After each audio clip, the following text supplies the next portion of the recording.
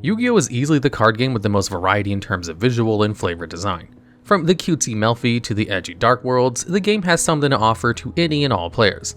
As one might expect, the game draws a lot from popular culture, and with almost every deck referencing something outside the card game, obviously one of these decks is going to be vampires.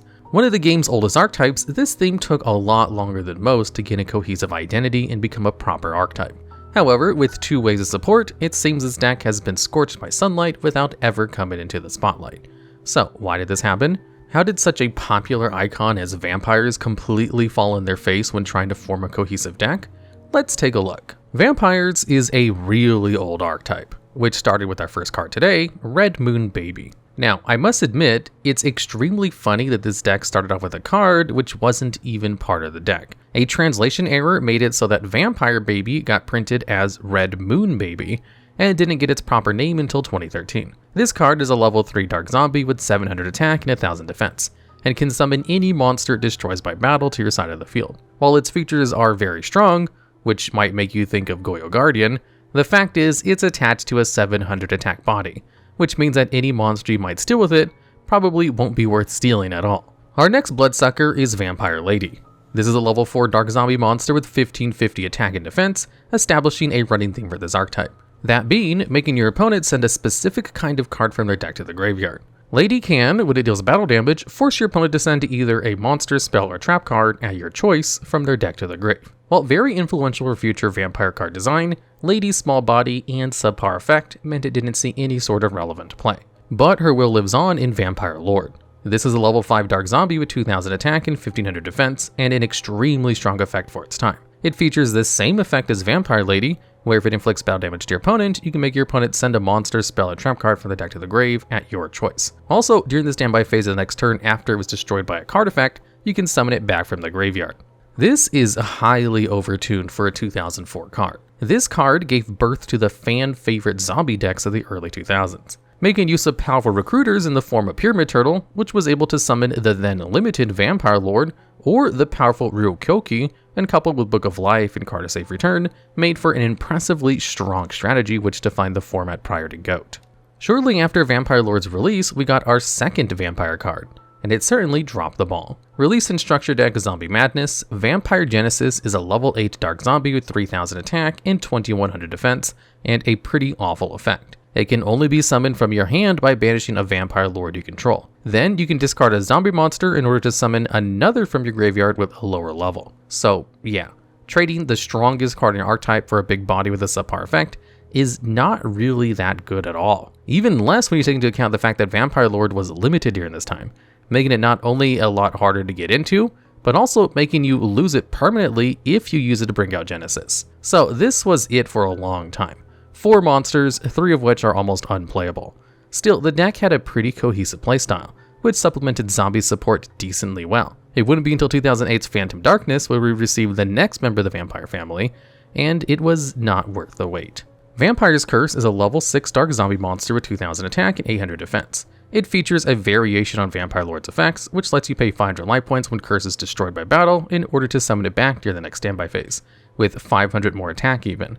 This is not very good. A guy does nothing except come back when it's destroyed specifically by battle is sadly not enough for 2008 Yu-Gi-Oh! Sure, it can be annoying having to deal with it if the only way of removing it is by battle, but that's not a situation any deck has ever really experienced. Even during this time, players could just summon Gladiator Beast Gazaris and blow the wannabe vampire out of the field permanently, and that's just one deck. Other strategies had access to other forms of removal, archetypal or not. So, after the letdown that Curse was, Konami tried again with Vampire Dragon? Well, this is sort of an exception. For a few sets, Konami released a series of monsters that had artwork based on children's drawings that were submitted through different contests. Cards like Dragon Ice, Bachi Bachi Bachi, Screech, Tongue Twister, and even Drill Warrior were created like this. So Vampire Dragon, while technically a vampire, doesn't really fit in with the rest of the archetype.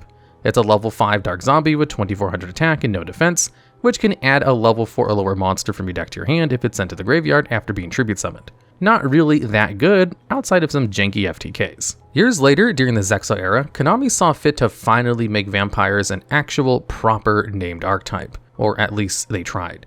And they did so in what is considered one of the worst core booster sets ever, Shadow Specters. Here we received 8 new cards. which attempted to form a cohesive playstyle with the older cards with subpar results. Even in an underwhelming set like Shadow Specters, the vampire cards were considered bad pulls, really speaking to the quality of these cards. Firstly, we got Shadow Vampire, a level 5 Dark Zombie with 2000 attack and no defense, which cannot be used for the XC summon of a non-dark monster.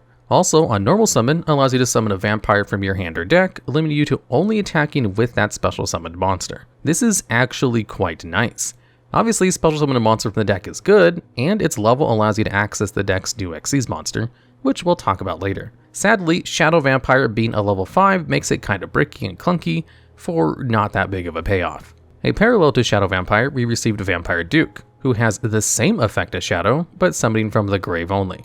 On top of that, on special summon, make sure your opponent sent a specific type of card from their deck to the graveyard. Obviously inferior to Shadow Vampire, which is already not that great of a card. A slightly better inclusion was Vampire Grace, a level 6 Dark Zombie with 2000 attack and 1200 defense. While higher level monsters are clunky to summon, Grace can bring yourself out of the grave at the cost of paying 2000 life points when you special summon a level 5 or higher zombie monster by the effect of another zombie. Then it has the usual effect of making your opponent send a specific card from their deck as a once per turn.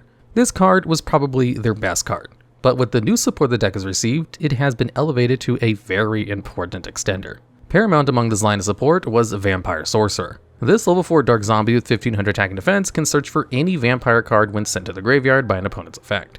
You can then banish it from your grave to be able to summon a vampire monster without tributing that turn. The deck really needed a normal summon that didn't require a tribute, and this wasn't it. Obviously as stable for the deck on release, for lack of better cards, its effect is bad and with extremely specific conditions. While not meant to be played in the deck, we also received Vampire Hunter, a direct reference to Castlevania, which could destroy any dark monster at battles. Moving on to spells and traps, vampires got their field spell in Vampire Kingdom. This gives all zombie monsters 500 attack during damage calculation, allowing your monsters to beat over a lot more, but also boost your opponent's zombies, if any. Not only that, but if a card is sent from your opponent's deck to the grave, you can target a card in the field and destroy it by sending a zombie from your hand or deck to the graveyard. Now, this is a really neat card.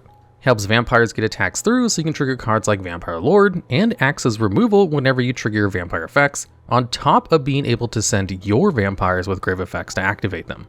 We also received a trap card in Vampire Takeover, which can only be activated if you have no field spell and you only control zombie monsters. Then activating Vampire Kingdom from your deck and summoning a vampire from a grave. Last but not least, vampires got their first not awful boss monster in Crimson Knight Vampire Bram.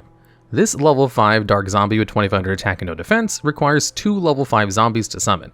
It can then detach material to summon a monster from your opponent's grave to your field, but only that monster can attack. Then, if Bram is destroyed by your opponent's card, you can special summon defense position during the next standby phase.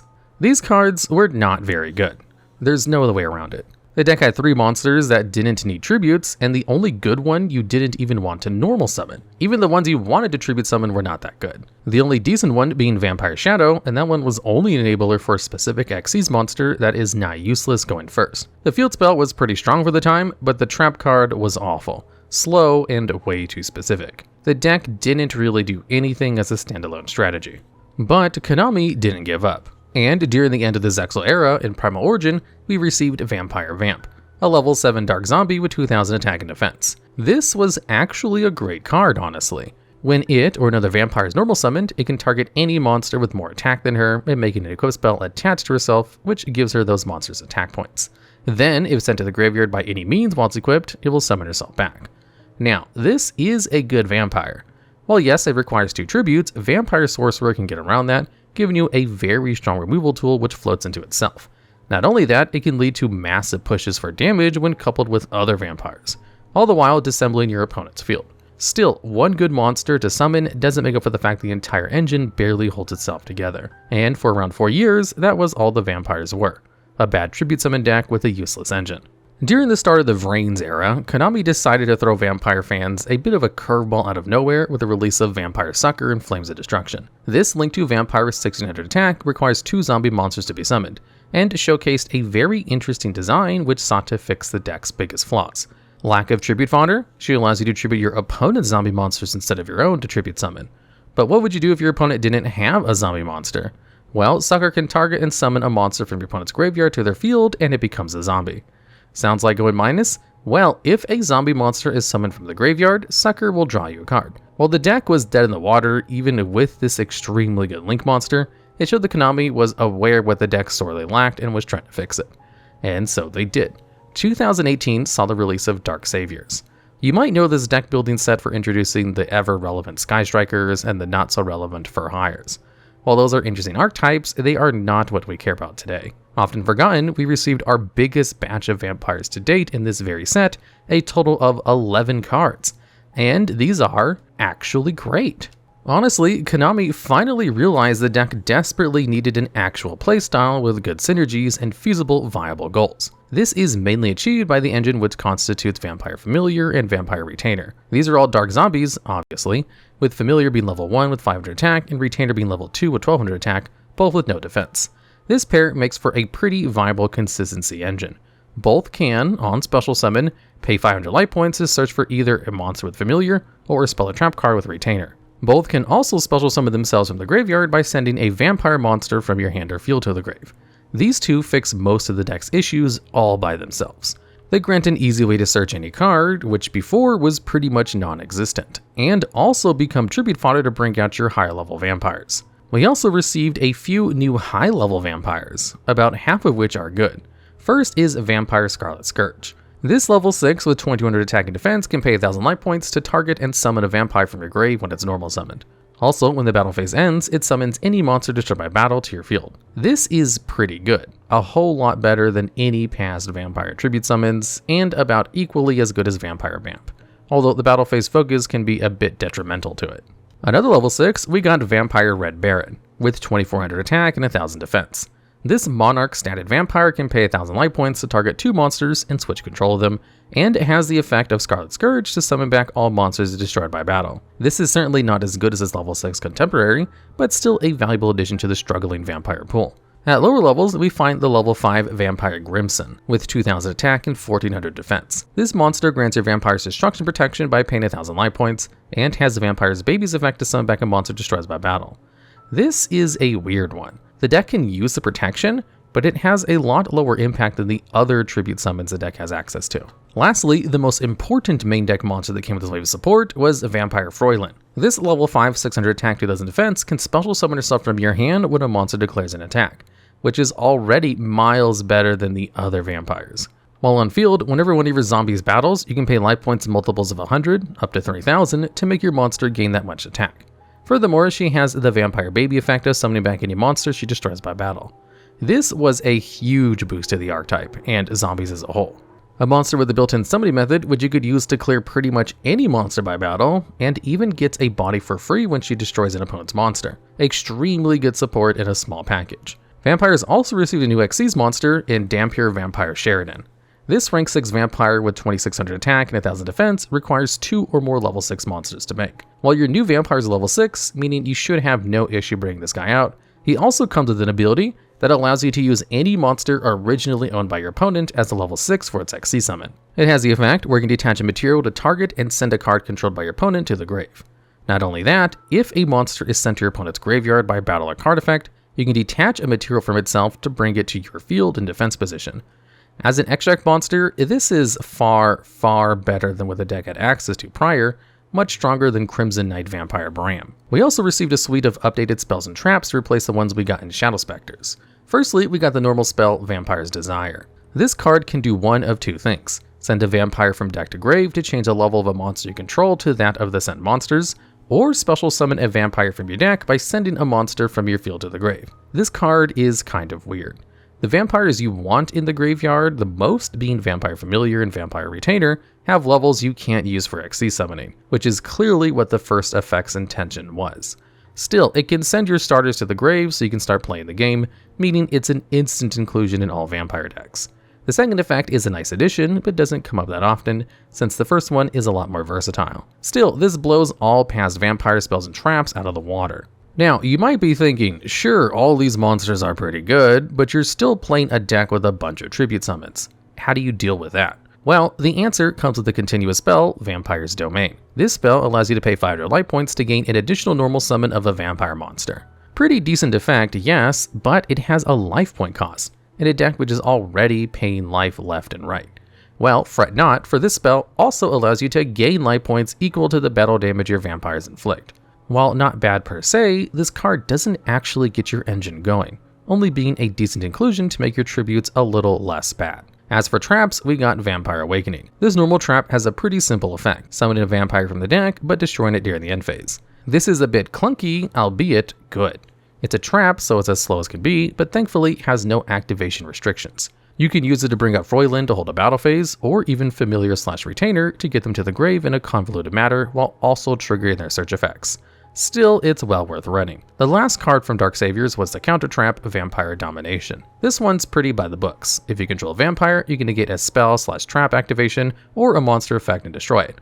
Then if you destroyed a monster, you gain life points equal to that monster's attack. Well, yeah, it's good, what a shocker. This was a strange period of time where Konami decided to give counter-trap omni-negates to as many archetypes as it could, especially if those archetypes were bad. There's a Cynet Conflict, Emergeroid Call, Magic Key Unlocking, Orcus Crescendo, Salamangreat Roar, and a long list, etc. were all released during this 3-year period.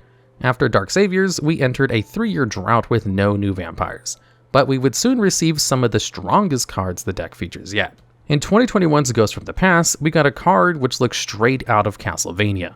Vampire Vavode. This is a level 8 2800 attack, 200 defense that can, on normal summon, target up to 2 monsters in your opponent's graveyard and then summon them to your field with their effects negated in a defense position. Not only does it replace itself with the effect, it also sets up Link in Xyz's place, since the new Vampire Xyz can use any opponent's monsters as materials. Furthermore, it can negate an opponent's effect if a monster with the same name exists in any graveyard. Pretty good to stop hand traps that you might have used yourself from being used against you. On top of all that, if a monster is summoned from your opponent's grave, you can tribute 2 monsters you control to bring Vavode back from the graveyard. Yeah, that's a lot to take in. This card immediately became the best vampire tribute summon, giving you a massive advantage push when it hit the field, protection against hand traps, and recovery, all in the same package. But that was it. No new vampire cards until a year later. With 2022's Battle of Chaos, we received our last 3 vampire cards, and they really were some cards. Drumroll please, for vampires finally have a good normal summon. Everyone give it up for Vampire Ghost. This level 4 monster with 1500 attack can, on normal summon, send another vampire from your hand or field to the graveyard to search a level 4 or higher vampire monster and send a level 2 or lower vampire monster from your deck to the grave.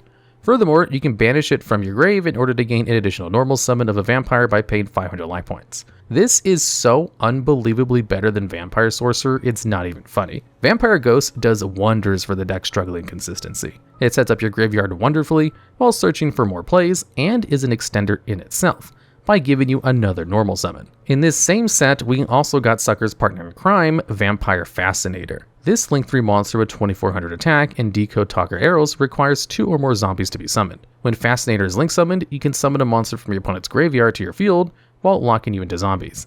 Then, at the cost of tributing a vampire monster, you can take control of an opponent's monster until the end phase. Now, this card is pretty alright. There wasn't much to do with Vampire Sucker once you summoned her, other than using her as a tribute material, and giving you access to a higher rating Link monster is a great direction to take, especially if that Link monster is as strong as Fascinator, giving you further extension and ease of OTK. The last card in our schedule for today is also the one you're probably most familiar with, the Zombie Vampire. I bet you didn't even realize that Horus's big play was even part of an archetype. This generic rank 8 requires 2 or more level 8s to be summoned. Can also treat monsters originally owned by your opponent as level 8 for its summon. It has a little bit of protection, being unable to be targeted by effects of special summon monsters, except those which came from the graveyard. Its most important effect, however, you get to, by detaching Xyz material from it, send the top 4 cards of both players' decks to the graveyard. Then summon 1 monster sent to the graveyard in that way to your field. In case you didn't notice, this card is amazing. A big 3000 attack body with protection, easy summoning conditions, and play extension, while enabling the rest of your deck's effects. But as you probably know, the card's seen most of its play in other decks. First came Dragon Link, using it in tandem with the now-banned Chaos Ruler, the Chaotic Magical Dragon, to fill up your graveyard for Chaos plays. Then came Tearlaments, making use of the Horus engine to send a bunch of cards to the grave, which the deck really values. So that's Vampires. Now let's analyze the deck's success. And surprise, surprise, there is none. This deck never achieved anything. It had 3 relevant cards, Vampire Lord all the way back in 2004, Vampire Sucker as a not very important inclusion in the Eldritch Extra deck, and the Zombie Vampire in a few decks, mainly Horus and Pumpkin Master Duel. Everything else, not so much. Yeah, Vampire Froyland saw some sporadic play in zombie toolbox strategies as a generic card which can clear hard out monsters with her attack increase effect, but that's it. A few decently important pieces which were played either before they were even an archetype or in different decks and nothing else. The Shadow Spectre cards were horrendous. The deck had no plays in a format dominated by dragon rulers, and even if the following formats were lower powered, vampires just couldn't beat the awful deck allegations. The Dark Savior support finally made it an actual proper deck instead of an amalgamation of bad, non-synergistic effects, but it was not enough. It doesn't matter that Dampier Vampire Sheridan is a great rake 6 the deck has access to when you print him together with Sky Striker Mobilize Engage. And the latter support, with fixing all the deck's prior issues, just aren't enough. If you have a bad deck with tons of flaws and fix those flaws, you're still left with a bad deck. But there needs to be bad decks in order for there to be good ones. You can't have Sky Strikers without vampires, the same way you can't have Goki without Vendread. Not every deck can be a winner, and vampires certainly are not. Still, I have high hopes for this archetype. They have had a few extremely powerful cards, they're just missing that one card that binds them all together. So, see you next year when they print a Vampire Circular and the deck becomes tier 0. So that was Vampires, which went from meta to garbage to almost rogue to garbage again. A deck with a lot of potential which just doesn't come through. Any ideas on other failed decks and cards we should analyze? Leave a comment down below and we'll be seeing you in the next one.